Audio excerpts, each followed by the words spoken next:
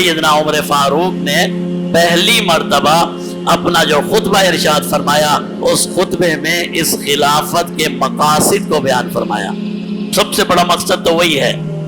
اللہ کی اطاعت اور اللہ کی فرما برداری۔ سب سے بڑا مقصد تو وہی ہے کہ خلافت اس لیے ہے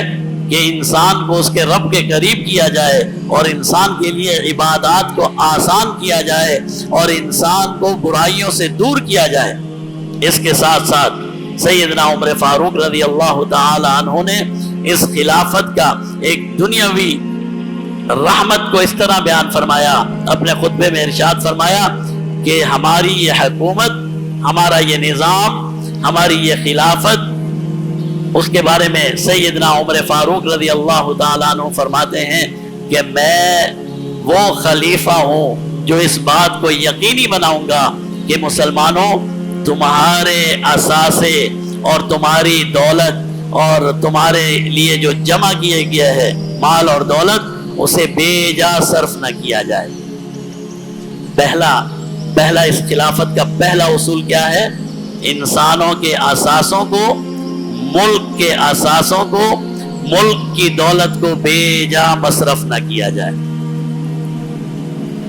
کسی بھی طرز حکومت میں، اسلامی طرز حکومت کی سب سے پہلے اصول جو سیدنا عمر فاروق رضی اللہ تعالیٰ عنہ نے بیان فرمائی وہ یہ بیان فرمائی کہ مسلمانوں کی مجموعی دولت جو ہے، جو بیت المال کی شکل میں آتی ہے، ٹیکسوں کی شکل میں سمجھ لیجیے آتی ہے، کسی بھی شکل میں آتی ہے، اگر زمین کے اندر کوئی دولت ہے، پٹرول ہے، گیس ہے، سونا ہے، چاندی ہے، کوئی بھی چیز ہے، یہ اثاثے، خلیفہ کی پہلی ذمہ داری یہ ہے کہ ان اثاثوں کی نگرانی کرے اور ان کو بے جا مصرف میں نہ لائے، انہیں ضائع نہ ہونے دے۔ تو پہلا اصول کیا ہو گیا؟ مال اور دولت کی نگاہ بانی، کہ ان کو بے جا اسراف میں ضائع نہ کیا جائے۔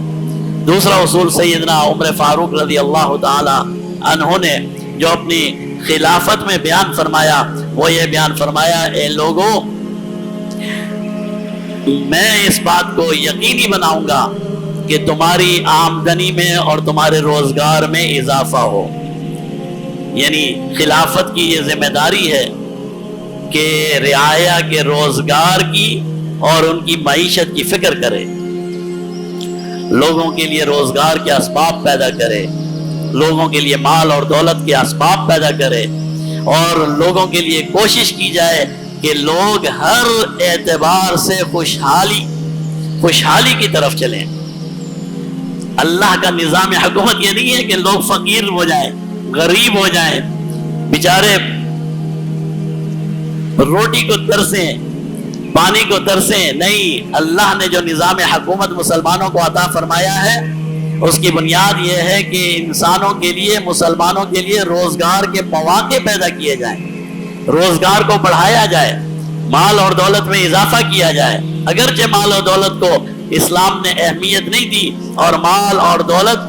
کی لالچ یہ ایسی خرابی ہے جو انسان کا دین اور دنیا دونوں تباہ کر دیتی ہے، لیکن اس کے باوجود بھی مال اور دولت کی اہمیت یوں بیان کی گئی ہے کہ اگر فقر اور فاقہ ہو تو انسان کفر کی طرف بھی چلا جاتا ہے۔ کفر اور فقر اور فاقے کو بھی اسلام نے کوئی پسند نہیں کیا۔